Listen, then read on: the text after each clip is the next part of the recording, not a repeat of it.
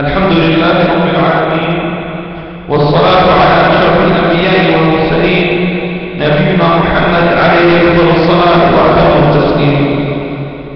فالشخص السيء يظن بالناس السوء ويبحث عن عيوبهم ويراه من حيث ما تفهم به نفسه.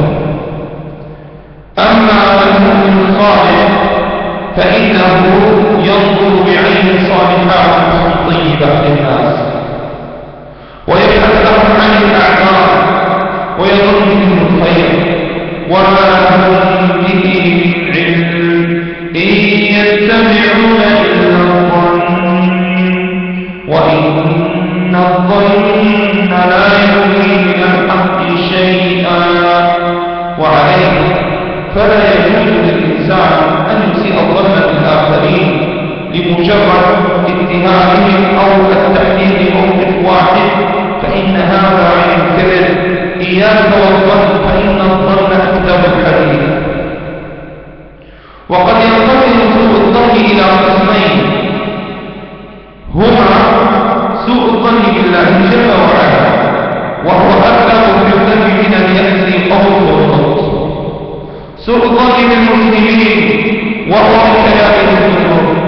قال ابن قدامة المقدسي رحمه الله تعالى: متى خطر لك خاطر سوء على مسلم فينبغي أن تزيد في مراعاته وتدعو له بالخير، فإن ذلك يريد الشيطان ويدفعه عنك. وإذا تحققت هفوى أخوك المسلم فانصحه يا أخي بالسر، واعلم أن من ثمرات سوء الظن التجسس، وهذا يوصل إلى هدم ستر المسلم. الأسباب المعينة على حسن الظن: الدعاء، إنزال النفس منزلة الخير، حمل الكلام على حسن المحمل. قال عمر رضي الله عنه وأرضاه: لا تظن بكلمة خرجت من أخيك المؤمن شر أنت تجد لها بالخير محملا. التمس الأعذار للآخرين، تجرب الحكم على النيات، وهذه مهمة جدا يا أخي، لأن النيات محلها القلب ولا يعلمها إلا الله عز وجل.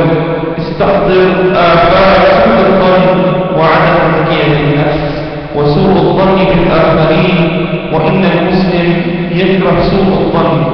وقال الله جل وعلا: إن بعض الظن إثم. الظن السوء كرميم السوء، وقد نهى الرب جل وعلا عباده المؤمنين: من أساء الظن من إخوانه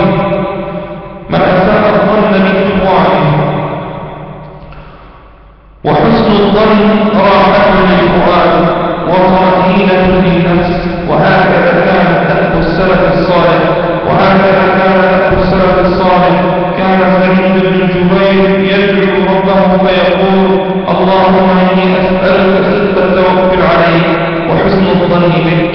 وذكر الله قلوبا سليما وأعاننا على إحسان الظن بالله وحسن الظن بالله، شيء جميل.